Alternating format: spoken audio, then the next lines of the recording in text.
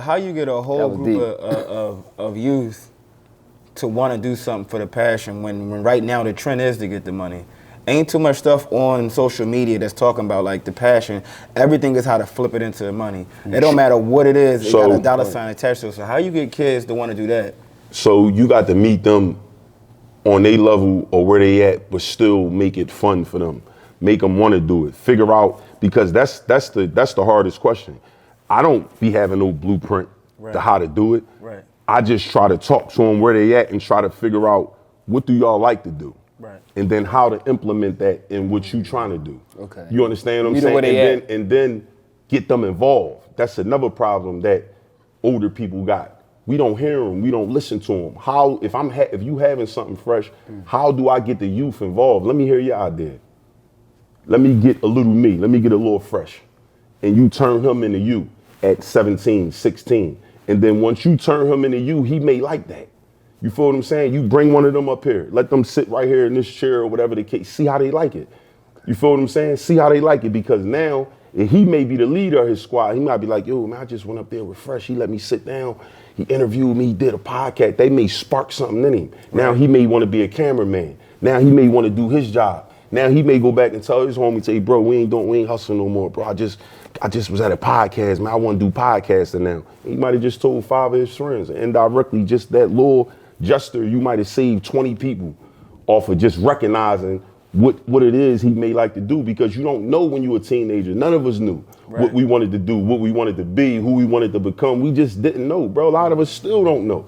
You feel what I'm saying? But just try to figure out and then try to involve them in any way, shape, or form, and then you'll be surprised. You're talking about exposure. That's it. Exposure to something new. A lot of our kids, a lot of these youth in any of the underserved cities, only thing they exposed to is what's in their immediate eyesight. So the vision is limited. The scope is limited. So that's 100% a fact. It's a shame that not enough people in your position, in our position in general, don't think that way. Most definitely. And it's probably a credit to what you said, actually. Like, having kids rise up in such a way, it takes money out of a lot of folks' pockets. Of course. We don't need that many cops if we ain't got that many YNs running around. Of course. You know what I'm saying? We don't need that many lawyers if we ain't got kids catching cases.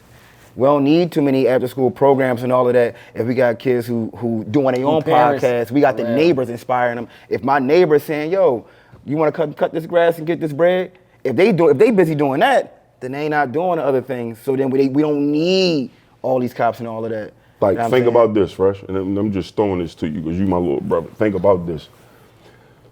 We don't, even what we were saying in the dialogue about no deaf culture, right? Think about this. Figure out which one you could talk to. Try to get to the nitty gritty of why drill music is important to these young boys in Philly. I was on a train with one of them, and they was rapping about the whole time I'm on the train, on the trolley. And I just asked him, I said, yo, y'all ever killed somebody before? He's like, no. I said, why y'all rapping about it? He said, because that's what they like. That's what everybody want to hear. So just think about that, bro. These two dudes that play football on a trolley, they whole rap. They're going to the studio right now on the trolley, about to go to the studio, rapping about killing people, and they've never killed nobody in their life. They ain't never done. They're talking about, and they think that's what people want to hear.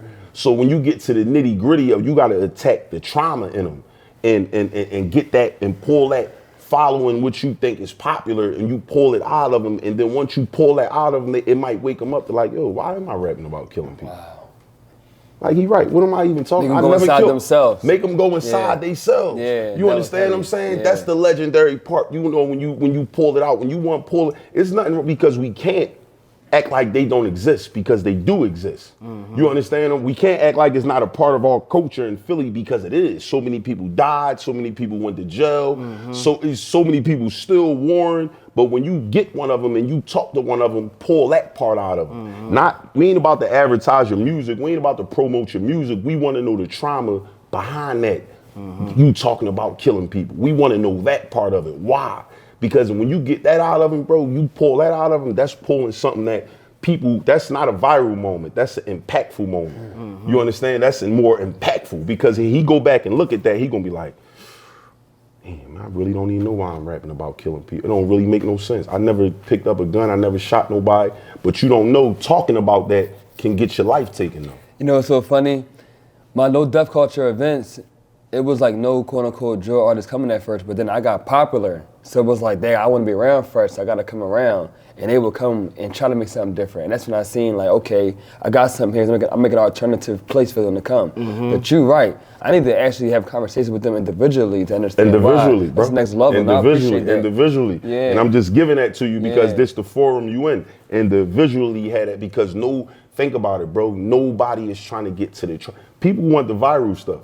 Yeah. People want the stuff that, that stuff but the impactful stuff is going to last longer. Even with like how you, like I'm gonna keep comparing you, but like one thing about Wallow and yourself, why y'all so loved, because y'all come to the people, y'all come to the streets. So how can we like want to do something to a guy that's coming around and want to know what's going on, trying to hear us out. Positive in the like and that's why I say hero rise, because you don't see black alpha males. First of all, black alpha males seem like they're going out of extinct when they're really all in jail. When I go see my uncles in jail, my brother in jail, I be about to cry. Because that's where they always say, never give a man time to think.